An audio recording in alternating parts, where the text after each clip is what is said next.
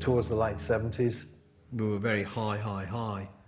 There was a lot of cocaine. I know I was using cocaine regularly on a daily basis. I mean, we were doing it every day, like 24 hours a day practically.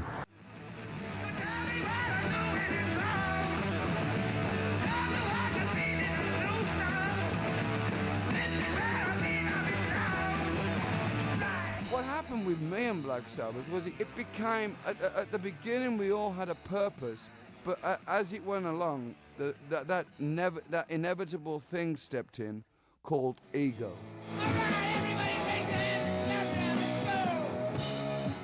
I got the rap of being stoned and drunk all the time.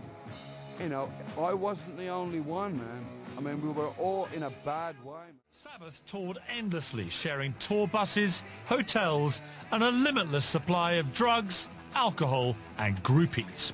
These were guys that were doing so much cocaine it was delivered in soap powder boxes and just emptied out onto a table. I mean, that's a lot.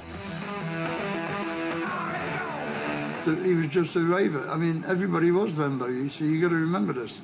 It was different. Nobody was going, don't do this, you know, drink more bottled water.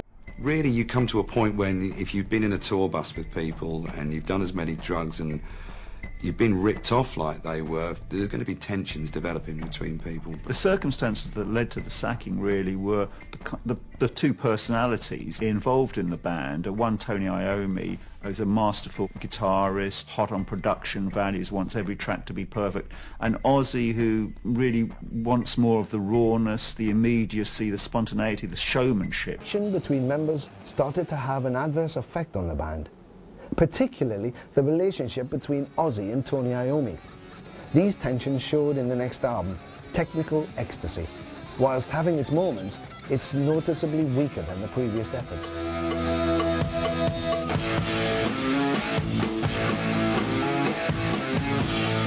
I must admit, I quite enjoyed it. I enjoyed that album, although I think I was a bit too self-indulgent for me. I think I got a bit too over the top with it, because I got more into the production side then, and I was fiddling about. But yeah, I think it was probably slightly apart from some of the other albums we've done.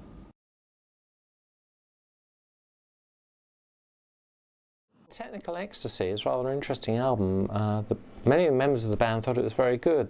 Ozzy actually said it was a very enjoyable album to make.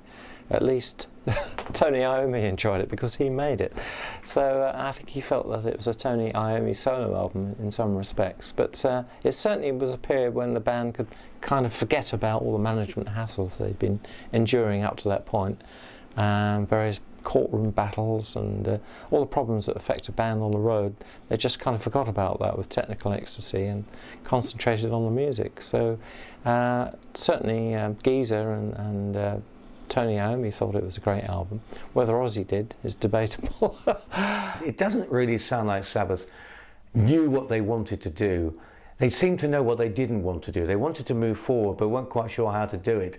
And there's nothing on that album that really makes you feel this is quite astonishing. This is a great song. Shame we got lost in the whole of the rest of the album. Cat. I'm sorry to say, Cat. And I know there'll be a lot of Black Sabbath fans out there that are going to kick my ass for that, but you know, I have high standards. We're talking about 4 albums that were released, absolute classics, and now it's just becoming bog standard, drugged up rock and roll cack. It's like being outside of the phenomena. You know, I'm very much set in that Sabbath is Ozzy Osbourne, Tony Iommi, Geezer Butler and Bill Ward.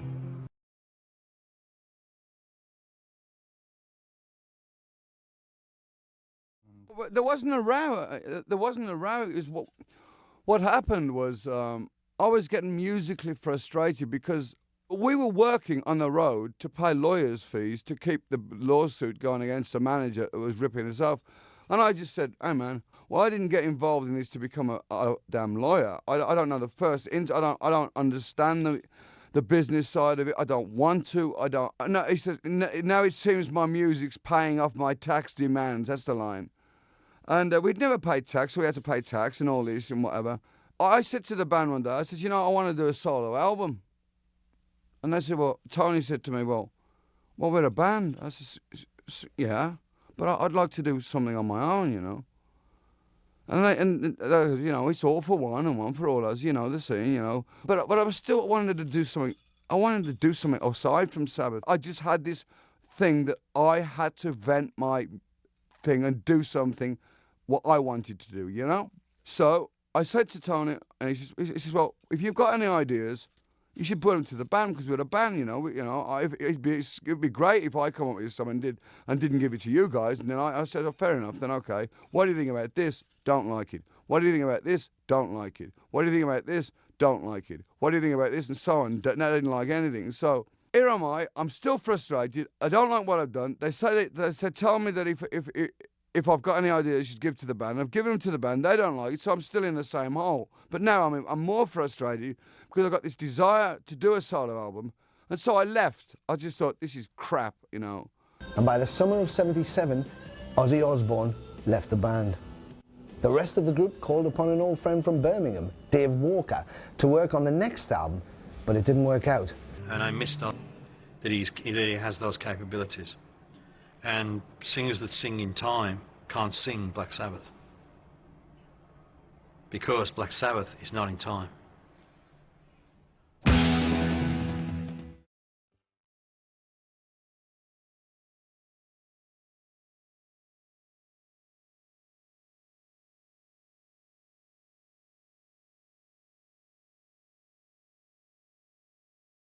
And by the beginning of '78, Ozzy had rejoined as the band completed the Never Say Die album. You were the fall guy a bit.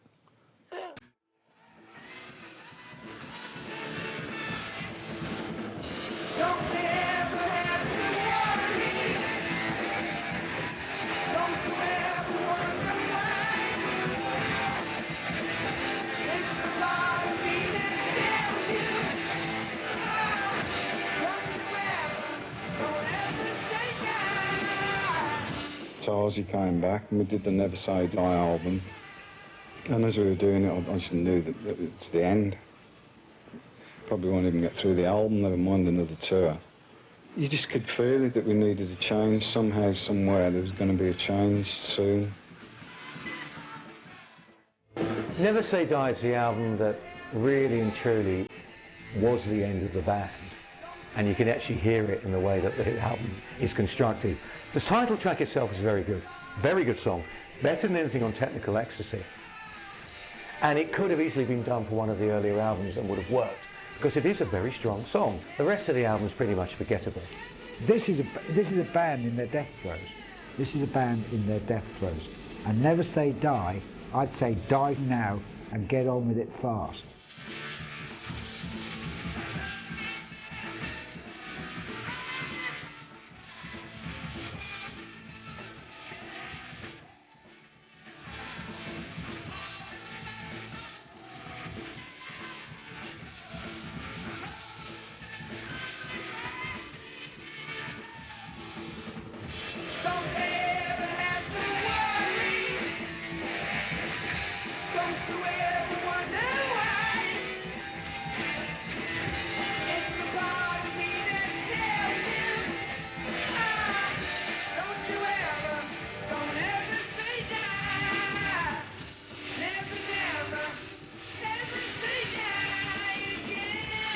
They did 2 albums after Sabotage, and you could clearly see they were a band falling apart. The last 2 records that they recorded with Ozzy weren't great by a long shot. Some of them wound up on drugs and all the rest of it. And you know, Ozzy went, whichever way he went, and he was gone in a lot of ways for quite some years, I think. The Sabbath story is riddled with drink and drugs, there's no question about that. Ozzy was seen as the most out of control of all of them, because Ozzy was the one who was up front. Ozzy the one doing interviews, and Ozzy was the one the stories were all about. However, the rest of them weren't exactly angelic. Drugged up to the max. The drugs had just taken over the band. I think we all felt that, you know, that we'd lost our edge. We weren't working class backstreet kids anymore.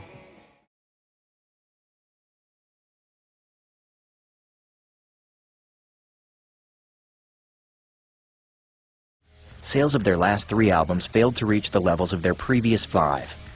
Now the record label was putting its promotional muscle behind their opening act, the rising young hard rock stars, Van Halen. For Black Sabbath, the pressure was on. We were kind of a double-edged sword to them, I guess, because we forced them to have to rise to the occasion, so to speak, to follow us. Warner Brothers were losing interest in us as well. They were putting all this money into Van Halen and completely ignored us, you know. And the record company didn't give a damn for us. Warner Brothers had this party for us for when Never Say Die was coming out. When we got to the party, nobody knew who we are. They weren't going to let us in at first. And we got in, and they were playing Bob Marley, because nobody liked Sabbath.